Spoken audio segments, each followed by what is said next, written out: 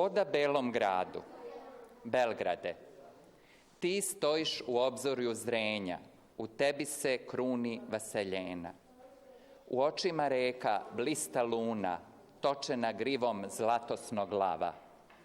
Kolhidu pohodeć sjajem, jason u ambis surva runa čuvara, glasovitog strašnog zmaja. Trofej noseći ovaj, družinom stremeći svojom perivoju tvome. U razlistaj dana, zvucima lire svoje, Orfej otklopi sna predvorje. Tinjem žiška, ugledana iskra, probudi vnutarnji plamen, što ognjena ptica isijava, duginim šarom, dozivajuć slave, kolom vinče prve. U prvom delu priče o Beogradu poznatog slikara Predraga Peđe Todorovića imali ste priliku da čujete uzbudljive pripovesti o našoj prestonici. Vremena kada su lavovi i zebre hodali tlom Beograda, mitovima i legendama promicali krilati lavovi i zmajevi, ali i neke nama istorijski bliže epohe, živo nam je oslikavao rečima naš sagovornik. Tako živopisno govore i njegove slike koje se čuvaju u galerijama, muzejima i privatnim kolekcijama širom sveta. Priča Predraga Peđe Todorovića nastavlja se u njegovom ateljeu na Dorćolu, gde stvara čudesne svetove svojih slika, mozaika, ali i izvanrednih lirskih pesama. Tako smo na kratko uspeli da zavirimo u ovaj kutak Beograda gde nastaju njegova dela. Pa u mom svetu vrlo je nezahvalno govoriti, zato što je to odnosno nezahvalno. Nije nezahvalno govoriti, nego hoću da kažem, slika je slika, sliku treba osetiti. Kao što smo mi u emisiji gde kažemo, i da sam nekoliko puta već podvukao da treba osetiti Beograd, tako treba osetiti i sliku. Slika nije samo nešto što će visiti na zidu i što će biti deo nekog pokućstva, nego je slika nešto što je okno. Ja sam to već nekoliko puta rekao, da je to okno u neki unutarnji svet, odnosno vnutarnji, to je jedna divna poetizovana reč, vnutarnji taj svet koji je u nama.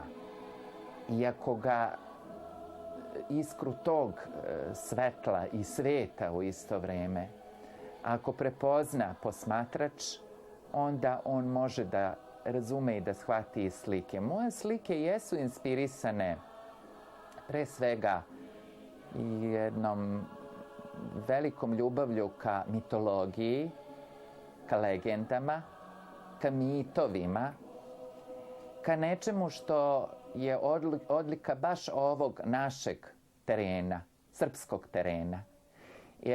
Baš smo malo prerazgovarali, a evo da otkrijemo i taj deo razgovora, da u stvari u toj Vizantiji o kome su toliko govorili da nikada nije ni postojala tamo renesansa. Pa zašto bi postojao humanizam i renesansa kad su oni od samog početka, od osnivanja Konstantinopolisa koju je osnovao Konstantin, bili u stvari okrenuti ka antici i bili na temeljima tradicije, antičke tradicije.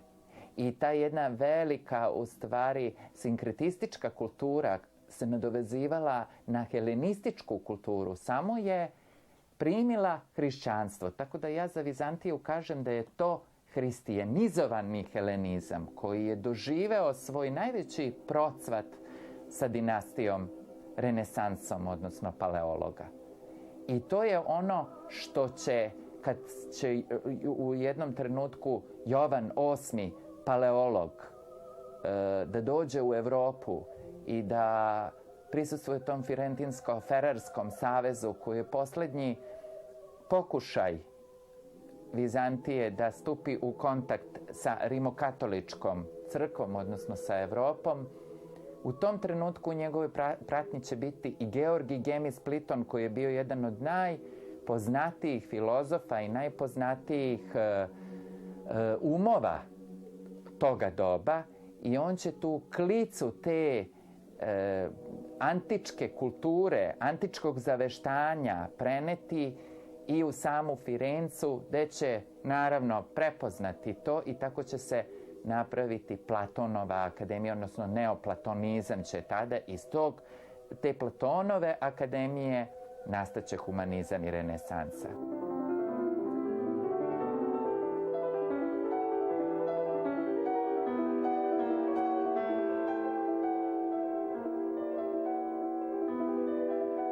To je ono što je prisutno i u našoj srednjovekovnom srpskom slikarstvu, naročito u vremenu posle Kosovskog boja, kad u stvari despot Stefan Lazarević prenosi tu jednu takvu klicu tog, kako da kažem, hristijanizovanog helenizma, i mi vidimo to u Resavi, odnosno u Manasiji, to se vidi i u Kaleniću, slikarstvu, fresko slikarstvu Kalenića, i po tome možemo samo da pomislimo kakve su bile, recimo, freske u tim beogradskim crkvama.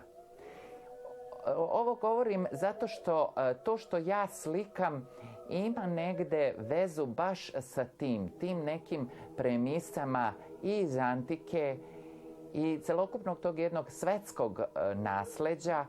I ja u stvari vrlo široko posmatram sve, ali moja jeste baza Beograd, to je Srbija, to je moja baza iz koje ja mogu, znate, kad imate tačku usredištenja, onda vi možete pravilne krugove da povlačite i da vam u stvari bude bezgranični krugovi. I to je ono što je prisutno verovatno negde i u tom mom nekom okretanju tim temama i u slikarstvu, i u mozaiku, i u ilustracijama, čak i u keramici gde se ja onako malo igram. To prisustvo igre je jako važno. Čovek ako ne zadrži to jedno dete u sebi, on ne može bez toga da stvara. Sva neka ozbiljnost i sva neka ukrućenost može samo da dovede čoveka da se otuđi od sebe. Pravo, ono što je pravo i ono što će zaista posmatrači negde i prepoznati, to i jeste to što mi imamo u sebi, a to je to jedno veliko dete, koje ako uspe da i u onom čoveku koji je zaboravio to dete, da probudi to dete, to je ono što je najvažnije. I to je negde svrha nekog možda i mog postojanja. A sve ostalo je samo jedno širenje svega toga i nešto što na kraju i mi u ovoj grupi našoj Ras Art imamo baš to. To je taj jedan istraživački duh u stvari. Istraživati sa jedne strane istoriju, arheologiju, mitove, legende i doći tako do nekog svog arheološkog nalazišta u nama samima, probuditi to nešto, to je ono što je svrha našeg delovanja. I zato smo se mi i objedinili oko ove ideje zajedno i zato i želimo da delamo u vremenu kada pojedinci se okreću, odnosno ne pojedinci, nego baš grupe, okreću se od toga i kad proklamuju potpuno nešto drugo, kada se iznad svega u stvari postavlja biti moderan. A šta je modern? Modern nije ništa. Modern ne možemo da budemo u deliću sekunde, da budemo moderni. A ono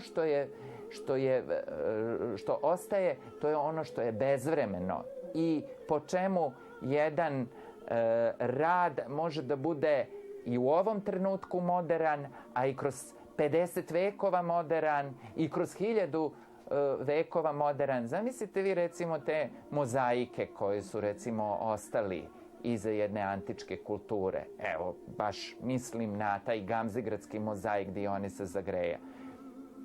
Zamislite koliko je to moderno. I koliko će biti moderno. Znači, koliko je vanvremeno. Ono što umetnost beleži, to je vanvremenost, a ne modernost.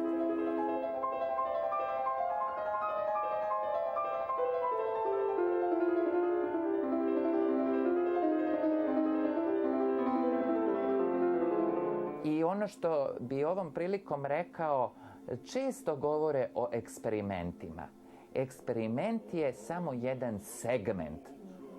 Bez velikog istraživanja, ali istraživanje shvatiti kao zaista misiju, prodirati do istine i šta je istina.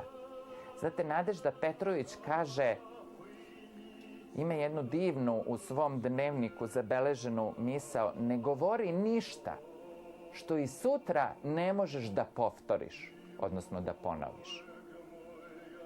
To je ta istina. Znači, idi za istinom, za onim što osvesti sa jedne strane, ali osvesti toliko daj iskru da bi mogla ta iskra da zasija i u drugima. To je po meni u stvari svrha umetnosti. Tog jednog plamička koga treba dalje nositi. To je ono kao u Delfima, znate, što su zapalili tu baklju i što su na tom mestu smatrali da je pupak sveta i da se ta baklja dalje širi. Pa to je ta svetlost koja se i dalje širi. I ova godina, sledeća, 2015. bit će baš godina svetlosti i bit će posvećena svetlosti i mislim da će se na jednom višem planu, duhovnom, baš zahvaljujući tome roditi nešto što je opet jedna renesansa duha. Ja duboko smatram da će mnogi se vratiti onome što imaju u sebi, a ne naredbama sa strane i ne otuđivanju od sebe, odnosno od tog svog unutrašnjeg poriva. Pri tome ne smatram da je sloboda u umetnosti uraditi nešto što je po svaku cenu originalno. Mislim da je umetnost u stvari kao i matematika. Mnoštvo kombinacija. To je ono što je važno. I nema veze da li te kombinacije pripadaju tom i tom periodu ili ovome ili onome, gde može jedno slikarstvo, odnosno pećinsko slikarstvo iz Altamire i Leskoa, znači iz bukvalno osvita civilizacije, da se poredi sa potpuno nekim savremenim stremljenjima, kao recimo jedan Van Eyck, na primer, i slikarstvo Van Eycka, da bude isto tako da stane pored jednog Klea, znači da nema uopšte nikakvih granica. I to je ono što je najvažnije. Ta godina svetlosti, u stvari, to je ta teslijanska misija, koju mislim da ćemo, Tesla to što je ostavio, nije ostavljeno samo nauci, nego je ostavljeno svakom čoveku, svakom pojedincu da prepozna i da ne osvesti, nego da osvetli. I da se to u stvari, to sunce koje treba da izjutri iz nas, u stvari, to je ono što treba da se shvati. To je ono što je i u Beogradu prisutno i što treba da bude prisutno. To izjutreno sunce.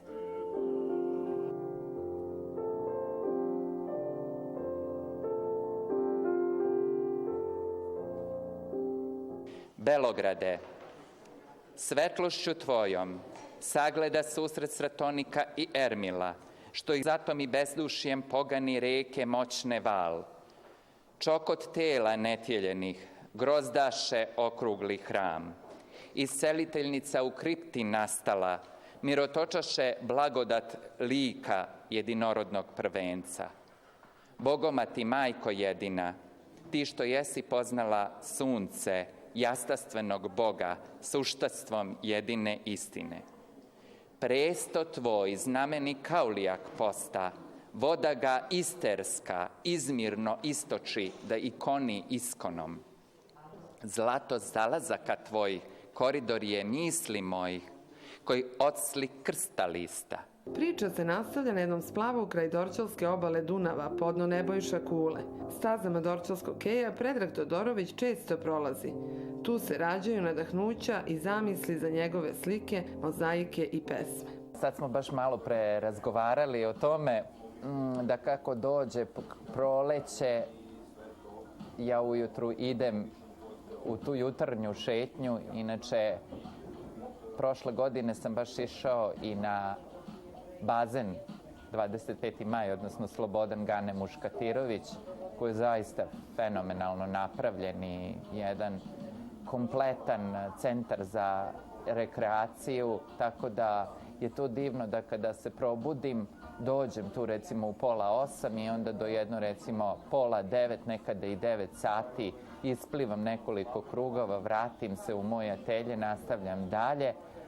Ali nekada se desi, odnosno često se desi da, naročito kada je proleće, da se prošetam i da napravim tih nekoliko džirova i da odem čak i do Kalemegdana, pa onda se Donjim gradom uputim, pa prođem pored crkve Svete Petke, crkve Ružice, prođem pored našeg zoološkog vrta, što ga zovu inače vrt Dobre nade, i jeste u samom centru grada je jedan takav vrt koji je pokojni Vuk Bojović napravio, i to i jeste jedno zaveštanje u stvari i deci Beograda i nama, da imamo tako jedno mesto kao što je taj vrt, a baš na tom jednom Kalemegdanu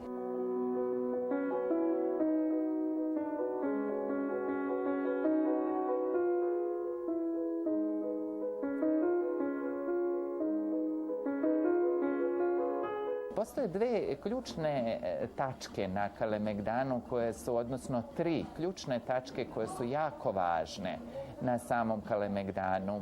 Prvo bi rekao spomenik pobedniku koji se nalazi na toj tački najisturenijoj, da je u stvari nekada bio i dvor despota Stefana Lazarevića. Čak je u stvari tu bio konak i biblioteka koja je bila čuvena. Je on bio jedan od najobrazovanijih vladara svoga vremena, to se naročito vidi u njegovoj pesmi Sloboljubve. I tu na tom platovu se nalazi taj pobednik koji ima jednu neverovatnu priču, a to je, taj pobednik je nekada trebao da krasi tu čuvenu fontanu koja je bila na Terazijama. I eto, Meštrović je načinio taj spomenik, a nekako beogradske dame iz tog perioda, pošto je Beograd bio po tome poznat, po tako, nisu mogle da podnesu da takva skulptura nagog jednog muškarca krasi baš terazijski plato. Odnosno, tu gde je trebalo da se nalazi ta fontana.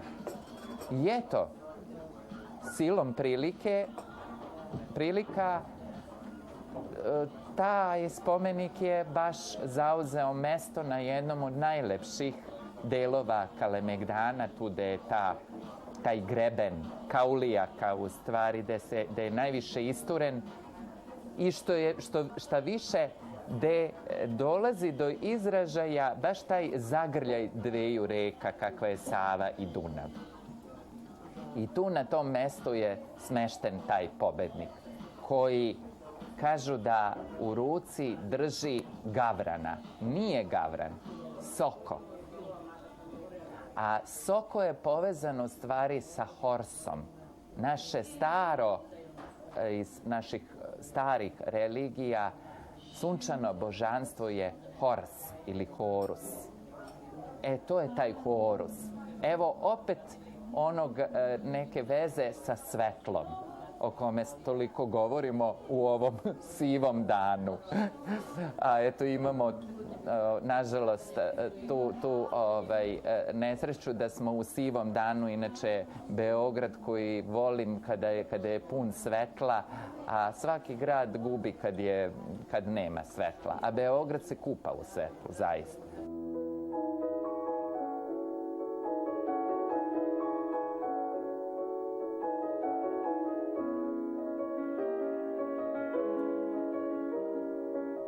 Onda druga tačka u Beogradu, to je paviljon Cvijete Zuzorić. Paviljon Cvijete Zuzorić koja je 28. čini mi se godine prošlog veka je postojala jedna inicijativa i to od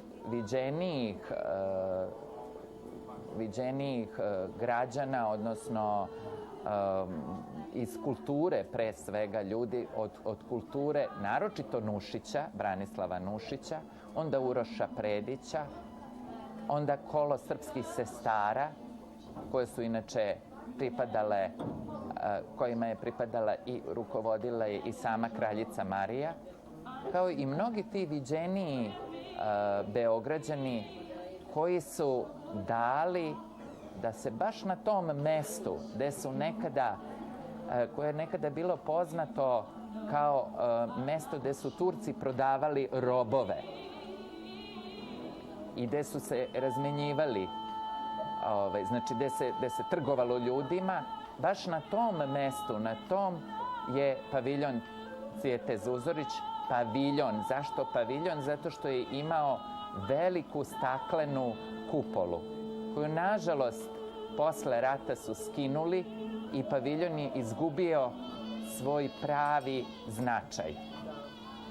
Ja bi ovom prilikom zamolio ljude koji prepoznaju u mojim rečima da se restauriše taj paviljon Cvijete Zuzorić, koji je inače središte Udruženja likovnih umetnika Srbije, da se restauriše i da se više ne polemiše oko toga, jer to je tapijama prepušteno nama koji smo stvaraoci, koji smo umetnici.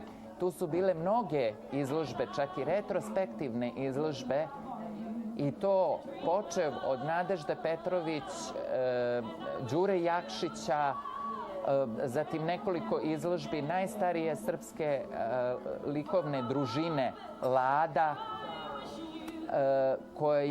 koja je bila najstarija i to iz Srpska, ali i u Kraljevini Jugoslaviji je Lada bila prisutna kao najstarije srpsko udruženje.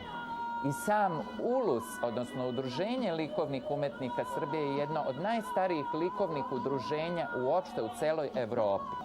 I danas, u trenutku kada se dosta koplja lomi oko toga, kad su mnogi nejedinstveni i kad ne shvataju šta je kultura, a da je kultura, da je u kulturi kod jednog naroda i da ono što ćemo moći, jer mi jesmo Evropa, ne treba nam nikakav ulazak u Evropu, jer mi jesmo Evropa, i da sa tim kodom koji je u kulturi, odnosno koji je u Udruženju likovnih umetnika, kao i u Udruženju primenjenih umetnika Srbije, to je ono sa čime se mi predstavljamo u svetu.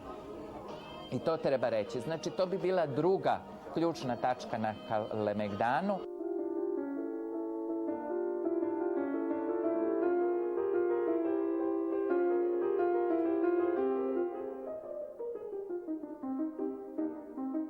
A treća ključna tačka na Kalemegdanu je taj Beogradski zoološki vrt, odnosno vrt Dobre nade, koji je, eto, nažalost,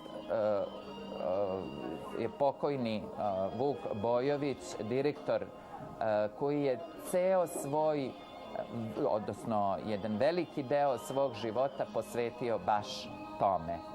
To je jednoj velikoj ljubavi ka tom vrtu dobre nade, odnosno ka životinjama. A onaj ko ne voli životinje, ne voli ni ljude.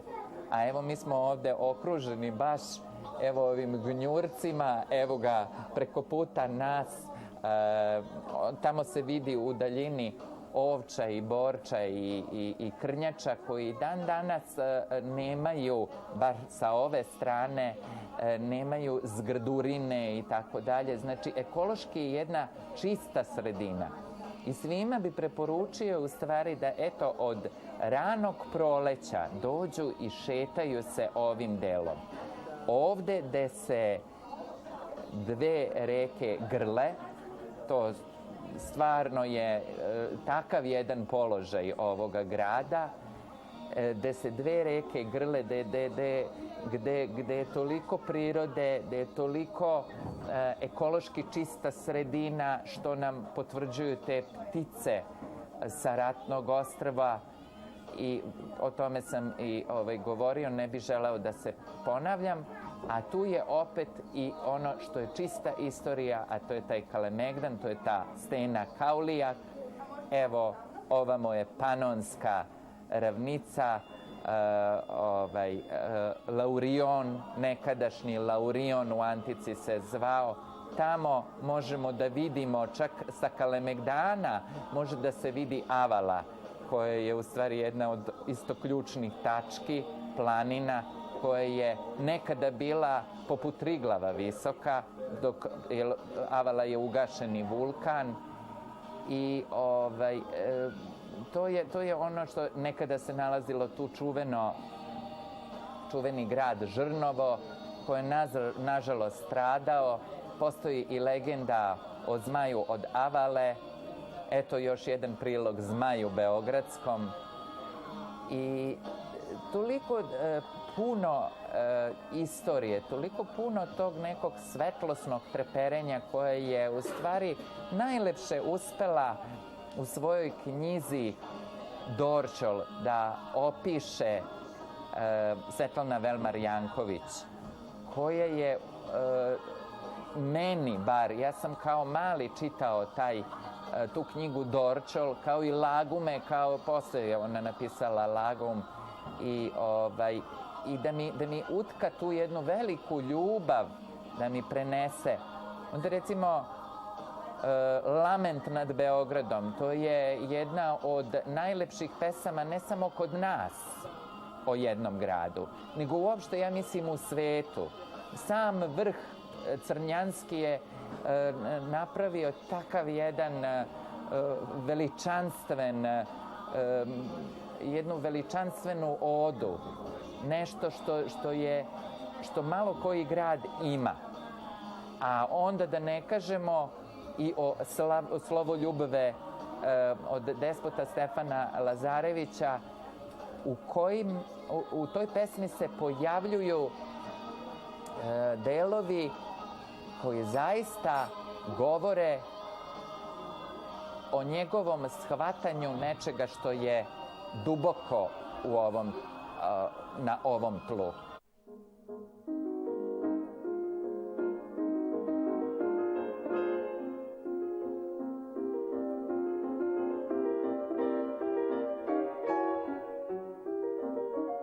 Evo sada u ovom trenutku je baš jedna predivna izložba u biblioteci gradskoj koja je posvećena delu i životu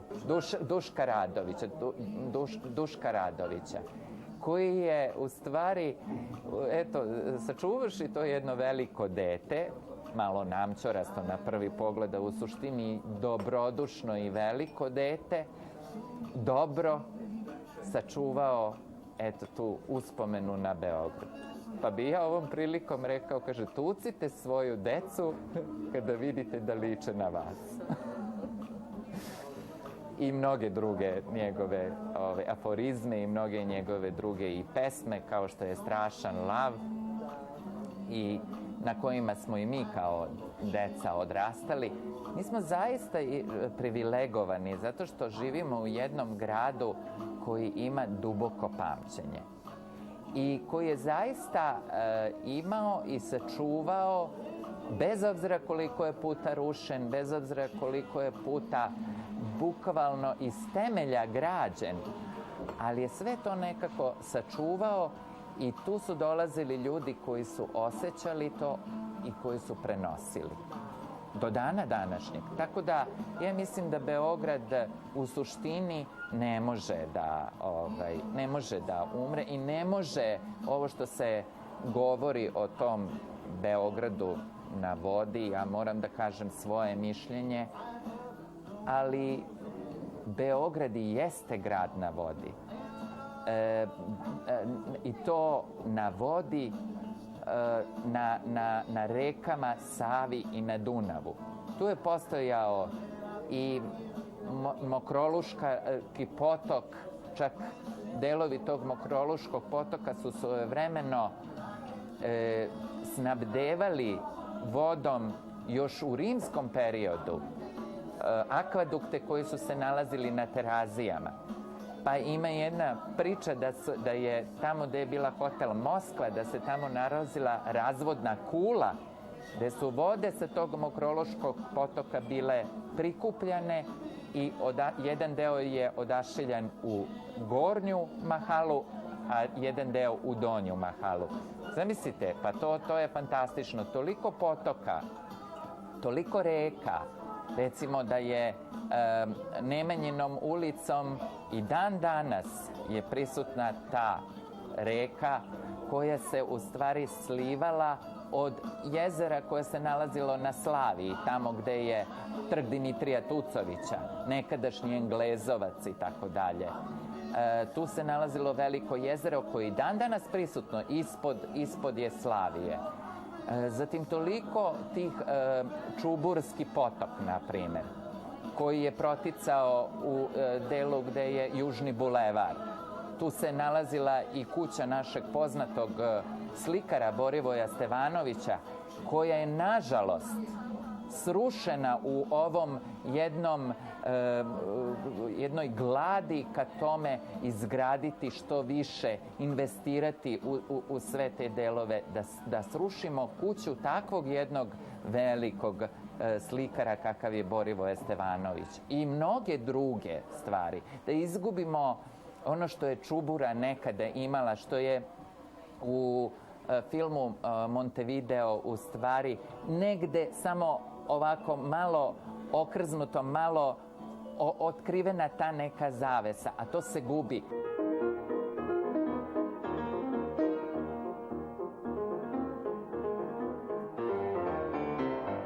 Predrag Todorović zalaže se za očuvanje nekih lepih mesta u Beogradu, koja daju karakter i šarm našoj prestonici. Neke pak promene smatra neophodnim, ali ima svoje viđenje kako bi trebalo da izgledaju. Recimo, da izgubimo jedan taj gradić Pejton kakav je postojao i kakav postoji i danas, pa su se mnogi bili ostrvili baš da se na tom mestu napravi parkiralište veliko i tako dalje. I ne samo to, nego vi imate recimo delove iza hrama Svetoga Save, predivnu jednu ulicu koja do dana današnjeg ima zgrade sa tim simbolima, čak sa lavovima o kojima govorim. I to je isto osuđeno na propast. To je ono što je tuga, da mi prećutkujemo to. Ja hoću ovde glasno da govorimo o tome. Tako da isto i ovaj Beograd na vodi, u stvari, mi ne znamo koliko je reka Sava baš u tom delu moćna i koliko ima tu jednu silinu takvu, zato što reka Sava u tom delu je najsnažnija i zato je tu i bila ta ciganska bara, odnosno bara Venecija. I prvi deo koji su Beograđani bukvalno nekadašnji, koji su spasili, i to još u Miloševo doba je počelo sa isušivanjem tog terena, pa su Italijani došli, pa su zbog toga cigansku baru nazvali barom Venecijom.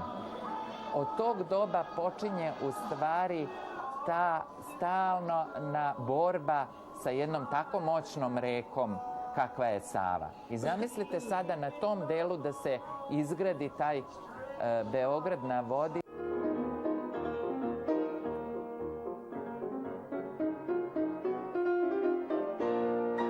Beograde, nek se beli lice tvoje mandilionom bezvremlja, sve vremje žiža postojana, postanjem sazvana. Ti grade, mučen vatrom i pepelom, kužina rata gneva tuđega, zalud ljuspaše dragost odore tvoje, krv posta skerlet, grimiz patnja neba, lapis dar neba. Spoznajom zdenca zdravstvo je voda početka. U tebi obitava sveta Paraskeva, iz koraka njenih niče zelenost tvoga daha. Nad tobom lebdi plam gromovitog mača arhangela stratega Mihajla. Tobom se ugleda snaga lava evanđeliste svetoga Marka. Tobom sija slava despotovog rada. Budi i budi nas kaljavom skramom okovane. Tama naša, nek tobom prozrena bude. Izjutrenu mirotoč sopstva ti u nas uli, da bi se u nama uščila planeta. Naš sagovornik ima neke druge ideje i želje kako bi trebalo da izgleda obala Save, Sava Mala i ceo taj potez gde se gradi Beograd na vodi. Smatra da taj deo Savske obale ima dosta podzemnih voda i da treba da se uredi, ali više kao nekakav umetnički kraj u kome bi bile smeštene galerije, pozorišta, koncertni prostori i druge manje građevine namenjene za kulturne sadržaje. Želja Predraga Todorovića je zapravo da ceo taj kraj postane novi beogradski Montmartre. Moja negde želja i možda i prepoznavanje kod nekih drugih koji zaista vole Beograd je vraćanje Beograda reci i na reci, ali činjenja jedne prosto divne zone gde bi bilo dosta kulturnog sadržaja. Jesam zato da se železnička stanica pomeri odatle i da se poput recimo zgrade muzeja Orseja u Parizu, koja je nekada bila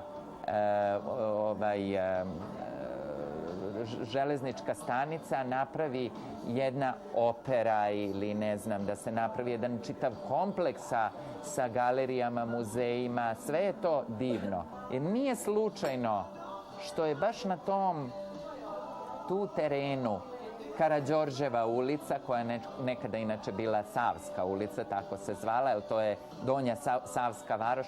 Nije slučajno što je baš tu su takve zgrade kao što je grada Zadruge, onda hotel Bristol, zatim Krsmančeva kuća, što je tu na tom delu kuća isto Luke Ćelovića, koji je jedan od čuvenijih investitora, koji je učestvovao čak i u izgradnji Zadruge beogradske.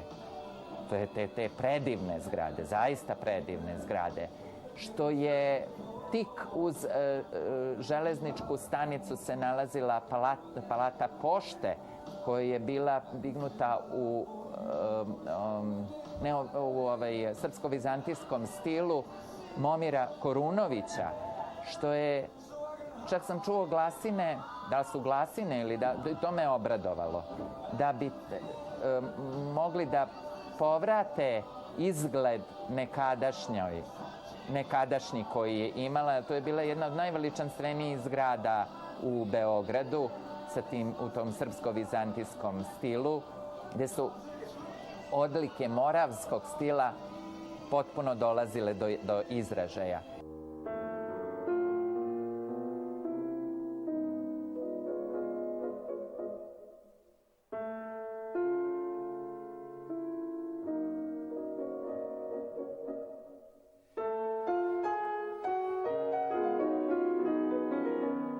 Momir Korunović, trebalo bi reći da je on zajedno sa Dimitrijem Inkiostrijem Medenjakom ili Medencem jedan od naših gaudija. To je ono što treba reći. Da se preko puta, to sam ja u jednoj emisiji, radio emisiji, i govorio o svemu tome u Silenu kod gospođe Biljane Đorović, a i ovom prilikom bi isto rekao da se preko puta železničke stanice nalazi u hotel Petrograd, koji je sada hotel Beograd, koji je izgubio svoja obeležja, a što to ne vratiti? A to su dve kupole koje je taj hotel Petrograd imao, kao i mnoge te zgrade. Što to ne vratiti? Što to ne napraviti jedno kulturno središte? U redu je, kažem, premestiti železničku stanicu i dobiti u tom terenu, ali izgraditi takve stvari koje će u stvari slaviti Beograd na pravi način. To je ono što je, mislim, negde moja i dužnost kao zaista nekoga ko duboko osjeća Beograd i ko želi svako dobro Beogradu, da otvoreno kažem što mislim.